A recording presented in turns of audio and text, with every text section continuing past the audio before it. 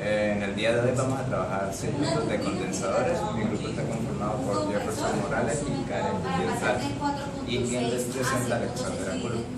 Con respecto a la parte de conceptos básicos que intervienen en este tema, tenemos que la capacitancia es la capacidad que presentan los conductores para almacenar carga eléctrica. De la misma manera, tenemos que un capacitor o un condensador es un dispositivo que es capaz de almacenar dicha carga. Podemos tener configuraciones en serie, mixtas o en paralelo. Dependiendo de la configuración vamos a tener diferentes características de carga, voltaje y capacitancia. Para los circuitos en serie, tenemos que la carga va a ser la misma en todos los condensadores, mientras que el voltaje va a ser diferente. Por lo tanto, la capacitancia, teniendo en cuenta la fórmula que es la relación entre carga y voltaje, vamos a tener que para los circuitos en serie va a ser igual a 1 sobre la capacitancia de cada uno de los condensadores. Para los circuitos en paralelo tenemos que la carga va a ser igual a la carga de cada uno de los condensadores a su suma. El voltaje va a ser igual debido a la configuración que presentan, y la capacitancia, teniendo en cuenta la misma fórmula, tenemos que va a ser igual a la suma directa de las capacitancias de cada uno de los condensadores. Para los circuitos mixtos debemos irlos desglosando de tal manera que obtengamos un circuito que sea equivalente al mayor y que esté reducido en su forma mínima, y de esta manera podemos hallar las relaciones de carga, voltaje y capacitancia en cada uno de los condensadores. En el laboratorio requerimos de una protoboard, también de unos condensadores con diferente capacitancia. Necesitamos también unos puentes para la conexión en la protoboard. También tenemos aquí un interruptor para abrir y cerrar el circuito, un multímetro para poder hacer las respectivas mediciones, una fuente de corriente continua para alimentar el circuito y los cables para poder hacer las conexiones. Para iniciar con el procedimiento, entonces tenemos que realizar las configuraciones de los circuitos. Vamos a empezar con la configuración en serie. Ya como vemos en la protoboard, el circuito está totalmente armado. Le asignamos a cada uno de los condensadores un número debido a que es importante saber en qué posición se está encontrando para poder realizar las respectivas comparaciones en cuanto a las propiedades de capacitancia, voltaje y carga que presentan entre las diferentes configuraciones de circuitos. Administrando la energía al circuito, vamos a verificar la capacitancia de cada condensador. Entonces procedemos a conectarlos por medio del multímetro, polo positivo, parte negativa y positiva, y acá verificamos entonces la capacitancia de cada uno de los condensadores. Hicimos ya estas mediciones y obtuvimos la capacitancia de cada uno de los condensadores, la cual registramos en esta tabla. Para la configuración en serie tenemos en esta tabla registrados los siguientes datos, lo que corresponde a capacitancia, voltaje y a carga. La capacitancia fue la que se obtuvo en la medición del circuito, los datos que nos arrojó el multímetro antes de suministrarle corriente, los voltajes ya cuando se le suministró una corriente de 30 voltios, podemos ver que para cada capacitor el voltaje que obtuvimos fue diferente, y como es un circuito en serie, la carga acá debería ser la misma para cada uno de los capacitores. Sin embargo, vemos que tenemos diferentes valores para las cargas. ¿Esto a qué se debe? A que se está trabajando con condensadores. Ellos, en su proceso de carga y descarga continua, generan una variación de voltaje, lo que nos da también en la sumatoria de todos estos voltajes una pérdida de 2,5 aproximadamente, teniendo en cuenta que se suministraron 30 voltios. Y de la misma manera en la carga, debido al proceso continuo de carga y descarga, tenemos que no se puede obtener como tal una carga fija y determinada en cada momento, sino que presenta variaciones con respecto al tiempo.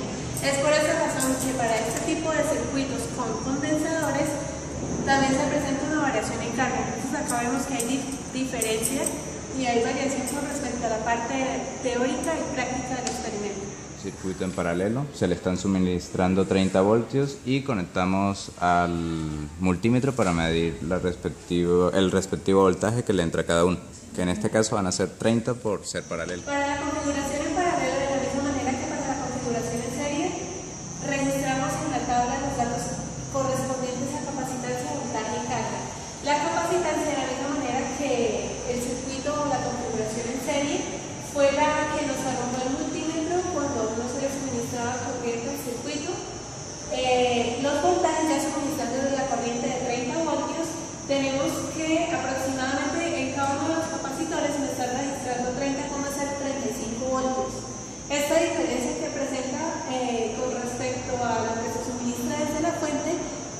corresponde a todo el proceso de carga y descarga en los condensadores y de acuerdo a la acomodación en la que se encuentran. Para este tipo de circuitos tenemos que el voltaje, debido a la configuración, va a ser igual en cada uno de los capacitores, cosa que se cumple, mientras que la carga se va a diferir en sus cantidades, cosa que también vemos que se está cumpliendo en este caso.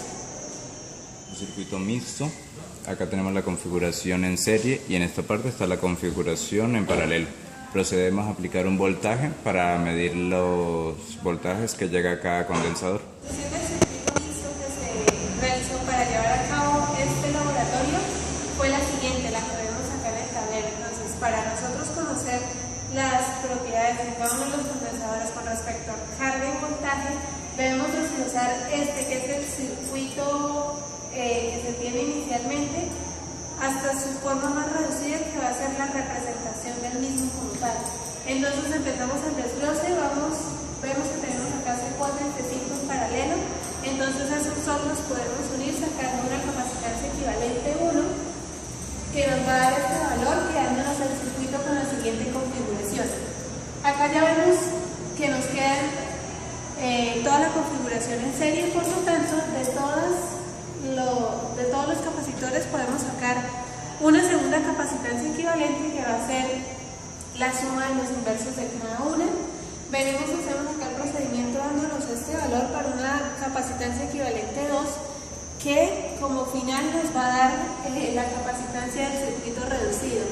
Entonces vemos acá que esta es la mínima expresión a la que traemos el circuito y posteriormente para agregar todas las propiedades con respecto a carga y voltaje del circuito mixto que mostramos al inicio, tenemos que esta es la mínima expresión. Entonces acá ¿qué está sucediendo? A esta capacitancia equivalente le va a llegar todo el voltaje, por lo tanto registramos acá que el voltaje total que va a tener este capacitor es de 30 voltios. Entonces, mediante la utilización de esta fórmula que es básica para este tipo de ejercicios, despejamos la carga, conociendo ya la capacitancia y el voltaje, y obtenemos la carga que va a tener este capacitor. Como este capacitor es equivalente y viene de la unión de 5 condensadores en serie, ¿cuál es la característica de un circuito en serie? Que van a tener la misma carga. Por lo tanto, estos 5 condensadores, como lo vemos acá, todos van a tener 9,6 por 10 a la menos 6 coulombs de carga. ¿En qué van a diferir por estar en serie? En el voltaje que cada uno recibe. Entonces, ya conociendo la capacitancia de cada uno de los capacitores y la carga que tienen, mediante la utilización de la misma fórmula vamos a hallar los voltajes correspondientes a cada uno. Acá los tenemos registrados. Ahora, nosotros acá nos aparece otra capacitancia equivalente, esa que está correspondiente. Esta capacitancia corresponde a la unión de dos condensadores que se encuentran inicialmente en paralelo, que son C4 y C5. Entonces, ¿cuál es la condición o cuál es la característica de un circuito cuando se encuentra en paralelo? Que van a tener el mismo voltaje. Entonces, acá ya conocemos que tenemos 9,3 voltios para este condensador, por lo tanto C4 y C5 van a tener el mismo voltaje. De la misma manera, utilizando la fórmula que ya se mostró, se conocen las capacitancias, se tiene el voltaje, se halla la carga. Entonces acá ya vemos el circuito original que fue con el que se modeló este laboratorio, correspondiente al circuito mixto, y cada uno de los condensadores con su respectivo valor de voltaje, capacitancia y carga.